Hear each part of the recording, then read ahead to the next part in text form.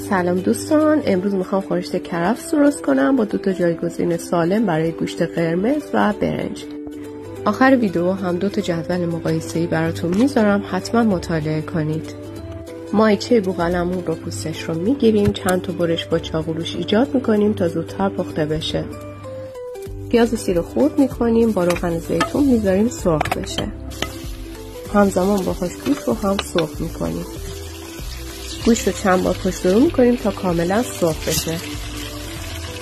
وقتی گوشت و سیر و پیاز کاملا سرخ شده طلایی شد، ادویه‌جات رو بهش اضافه میکنیم.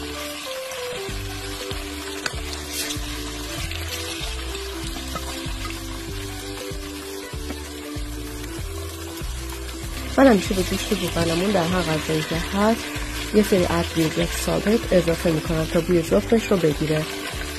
زردچوبه، فلفل سیاه، دارچین و زنجبیل. این 2 تا ادویه نیست رو هم همیشه من به غذام اضافه میکنم. داخلش نمک هم به مقدار کافی هست که نمک به غذام اضافه نمیکنم.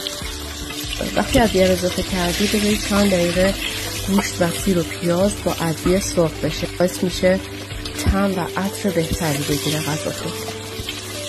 حالا بهش مقدار کمی آب اضافه میکنیم و همینطور مقدار کمی از برگ‌های خرد شده کرفس.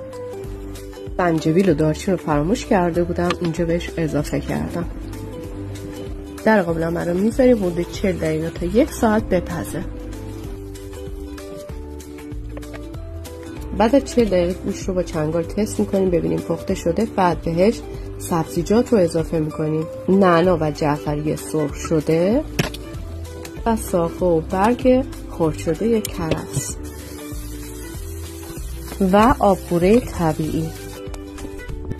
اینجا دیگه مرحله آخره و فقط باید بذاریم غذا کاملا جا بیفته. من حدود 1 ساعت گذاشتم که کاملا آبش چیده بشه بعد جا بیفته.